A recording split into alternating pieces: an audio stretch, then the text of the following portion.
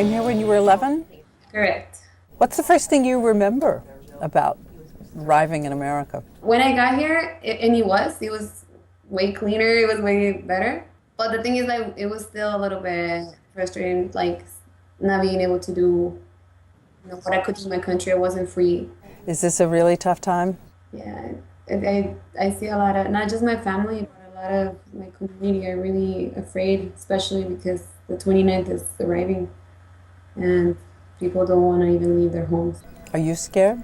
I don't want to be scared. I mean, I'm scared for my family, and I'm scared for my community. I read something pretty amazing. In one apartment building in Mesa, a quarter of the 120 units have already been vacated by people who are fleeing, going underground. Yeah, there's a lot of people leaving. A lot of my friends are actually leaving as well.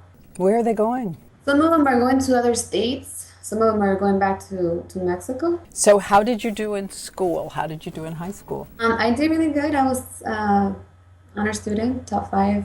I actually graduated with honors. I was accepted to Arizona State University with 6 scholarships, 2 of them full rights. It was a great experience. I actually felt like I was, like any other student for a little bit. But, it came to a time where another law was passed and I had to lose my scholarships because of my status. And then you got a private scholarship somehow? Yeah, an organization decided to fund me for the rest of my college. I only had 2 years left and they decided to help me out and I was able to actually finish my bachelor's degree. And are you working now? What are you doing now? I'm unemployed, unfortunately.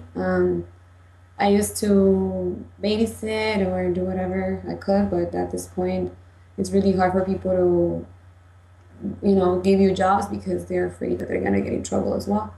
To everybody out there who says, we think you're wonderful, but the law is the law. And whatever the reason, you did not come here documented. You did not come here under the law. And the U.S. has to enforce its laws. What do you say to them? I always tell people with SB1070, they tell me, as well, you have to make sure that it's followed. But there's been so many laws in history that have hurt a lot of people, and that we are human and we are, able to change things if they're not working for us. So what is it you dream for yourself? What's the life you'd like to live 5 years from now? My dream has always been the same. I would want to be a counselor.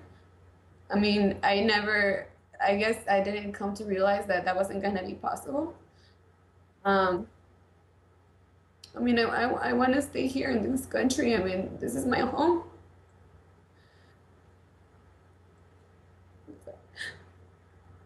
And I don't want to be separated from my family.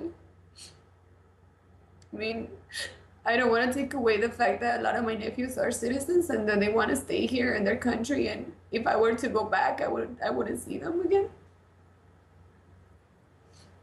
So I'm really looking forward to being able to do what I studied for, what I worked so hard for, and show this country that, immigrants can also be good people, that we're not here to take over.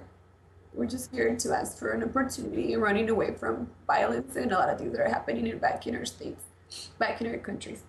Well, thank you, Erika. I think it's really brave and strong of you to come forward and talk.